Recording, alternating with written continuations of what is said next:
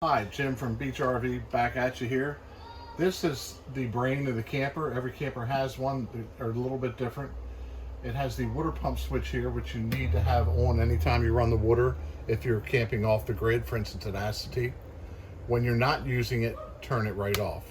Okay, up because it drains the battery. We're going to leave this on so I can do the rest of the tour here. You have your battery switch here, which lights up. You want that to be as full as it can be. The more lights, the more full it is.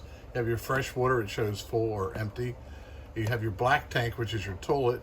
It'll show whether it's full or empty. You have your gray tank, which is your sink or shower water.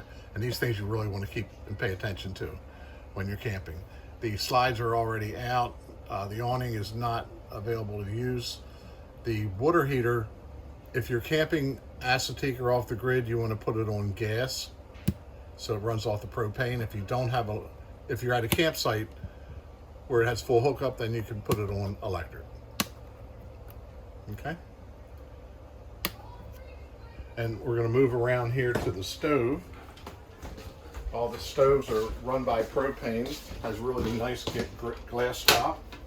We're going to open that up, fold it back. For the gas, you push in, turn it to high or ignite or light, it'll say. The igniter button, just turn it once, boom, and the spark will do that and fire it up. All the burners will work the same way.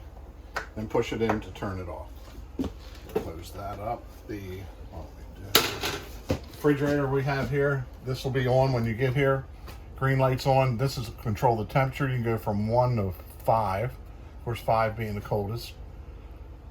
If you're running an acetate, once it gets super cold for you, which I'll have it that way, turn it down to about a 3, because it'll maintain the cold in the freezer and here, and it'll save propane and save battery use.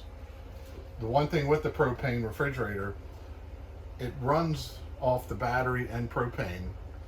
Okay, so if the battery goes down, because it runs off propane, you have your carbon monoxide detector on the floor. And if the battery shuts down, it'll stop reading the carbon monoxide detector, which then automatically will shut the refrigerator down. So that's why we really need to make sure that we keep the battery fully charged. The controls here, the thermostat, if you have electric or a generator, for the air conditioner, just turn it to cool.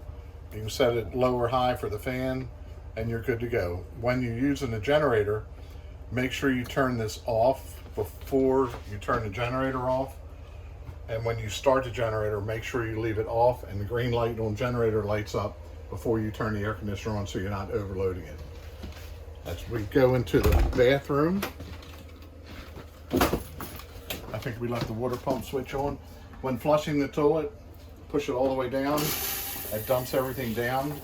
When you bring it up, just push it down like halfway and it'll flow some water in there, so you have a nice barrier that seals the odor from the waste tank, which is directly below this, from coming up in.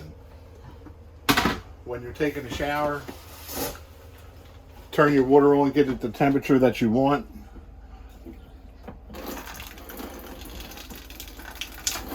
And anyway, rinse, get yourself nice and wet, rinse off, turn the faucet off here, soap yourself up, turn the water back on, then rinse yourself off and then turn it off. You only have a 6-gallon hot water heater, so it doesn't last very long, but it does last quite a bit if you do the shower that way conservatively. And I believe that pretty much covers all the major systems here. Again, any other questions, you can always shoot them at us. We'll be glad to answer them, whether you text us or email us.